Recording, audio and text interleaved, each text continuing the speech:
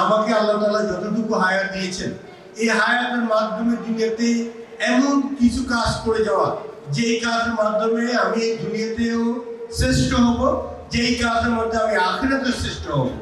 আমি যে আজকে যে অ্যানালাইসিস মর্নিং থেকে আমরা যে সেশনটা শুরু হলো, আমি দেখলাম যে আমাদের এখানে কয়েকটা সিগমেন্ট আসলে এই যে পারিবারিক যে আজকে যে আদর্শ পরিবার, আইডিয়াল ফ্যামিলি এবং গ্রেট জেনারেশন, অসুস্থ জেনারেশন যেটা বলা হয়েছে, এটা তিনটে সিগমেন্ট আমি অ্যানালাইজ করে দেখলাম।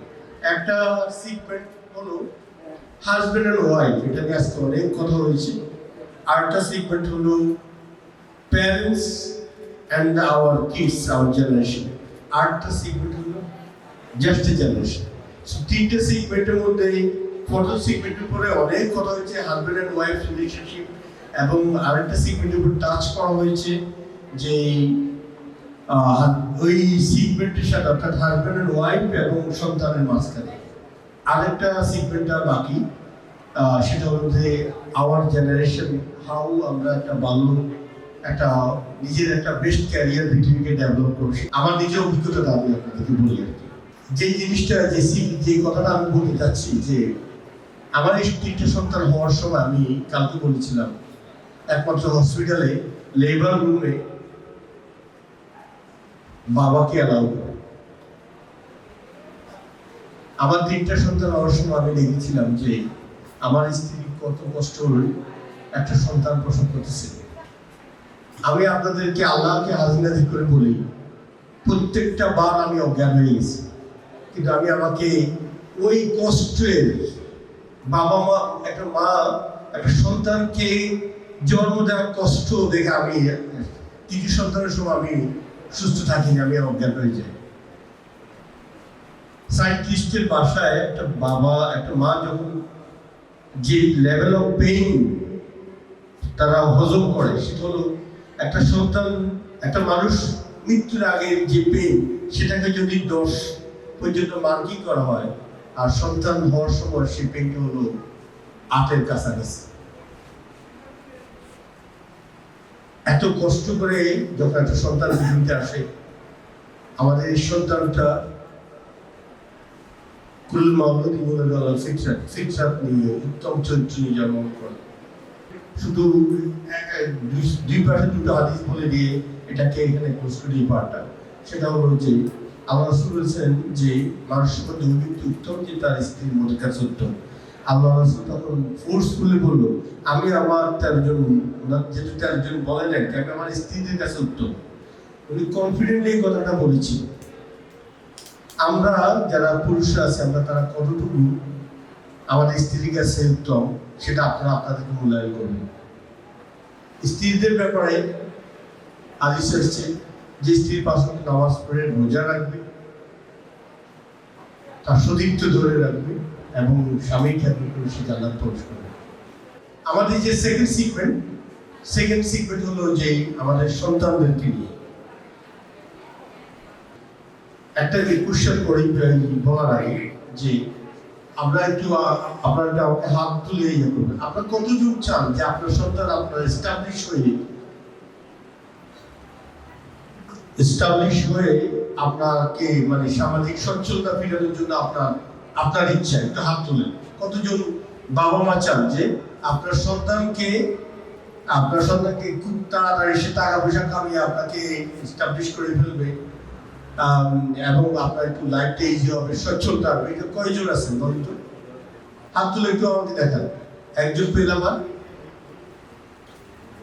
আচ্ছা, আমি আমাদের ছোট ভাই বোনদের কাছে যাই, তাদের মধ্যে তোমরা কয়জন আছো যে বলবো যে আমি কত তাড়াতাড়ি আমার এমডি কেয়ার বা বিদেশে লাইন দেওয়া আছে, যেটা প্রবাসী অধ্যুষিত এলাকা, আমি বিদেশে লাইন দেওয়া আছে কয়জন? একটা হাত তুলে দেখাতে পারবেন? একজনের বিদেশে লাইন দেওয়া আছে। আর এরপরে কত কুইকলি আমরা বাবা মাকে মানে টাকা পয়সা ইনকাম করে আমাদের জীবনের ক্যারিয়ার প্ল্যান, আমাদের প্ল্যান হলো যে তাড়াতাড়ি টাকা পয়সা ইনকাম করে বাবা মাকে টাকা পয়সা দিয়ে একটু মেন্টালি রেডি করে রাখা। কতজন আছে? হাত তুলবেন। 1 জন, 2 জন, 3 জন, 4 জন, 5 জন, 7 জন, নাম্বার বাড়তেছে। আচ্ছা, যাই হোক, আমি উনি প্যারেন্টের কথা বলি যে আল্লাহ সুবহানাহু ওয়া তাআলা বলেন ইয়া আইয়ুহাল্লাযীনা আমানু কু আনফুসাকুম ওয়া আলাইকুম নারা, যে হে মুমিনগণ তোমরা তোমাদের পরিবারকে জাহান্নামের আগুন থেকে রক্ষা করো। এটা হলো আমাদের রেসপন্সিবিলিটি।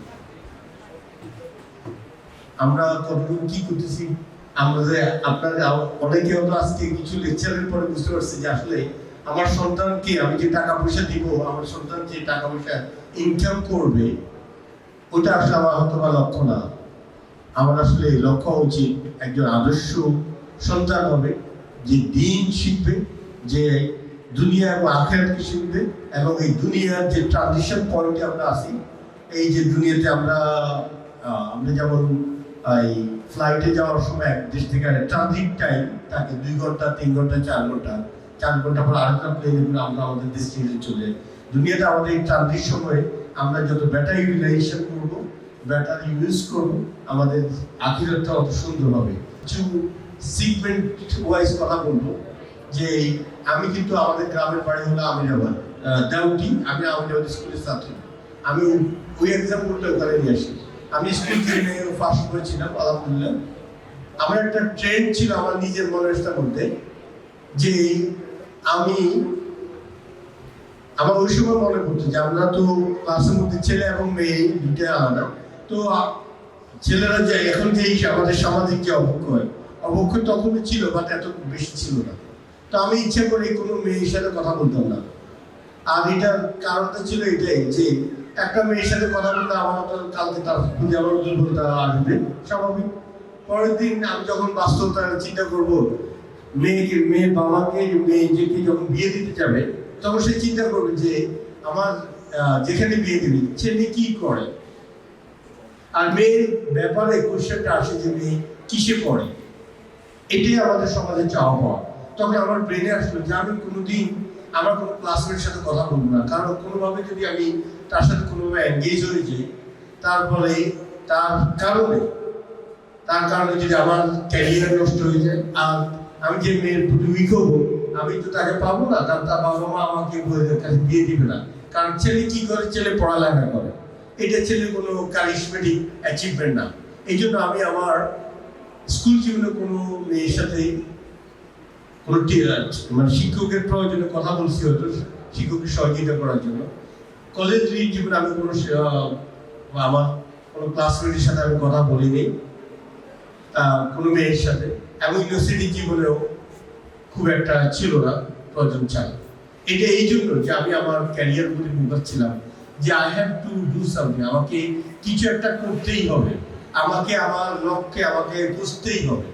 আমি আজকে তোমাদের আর ইয়াং জেনারেশনকে বলি, তোমরা আমার কথাগুলো খুব মন থেকে শুনো, যে আমাদের এই দুনিয়াটা খুবই সিম্পল, এবং আমাদের দুনিয়াতে আমরা খুব ট্রানজিশন সময়ের জন্য আসছি। আল্লাহ সুবহানাহু ওয়া তাআলা কোরআনে বলেন, আউযু বিল্লাহি মিনাশ শাইতানির রাজিম, আল্লাযী খালাকাল মাউতা ওয়াল হায়াতা লিয়াবলুয়াকুম আইয়ুকুম আহসানু আমালা। আমি মানব জাতিকে কি দিয়েছি? জন্ম এবং মৃত্যু, এবং তাদেরকে পরীক্ষা করা হবে উত্তম কাজের মধ্যে। তাহলে এই দুনিয়াতে আমাদেরকে আসার একমাত্র উদ্দেশ্য হলো আমাদেরকে উত্তম কাজ করতে হবে। We have to be best. আমাকে আল্লাহ তাআলা যতটুকু হায়াত দিয়েছেন, এই হায়াতের মাধ্যমে দুনিয়াতে এমন কিছু কাজ করে যাওয়া, যেই কাজের মাধ্যমে আমি এই দুনিয়াতেও শ্রেষ্ঠ হব, যেই কাজের মধ্যে আমি আখিরাতেও শ্রেষ্ঠ হব।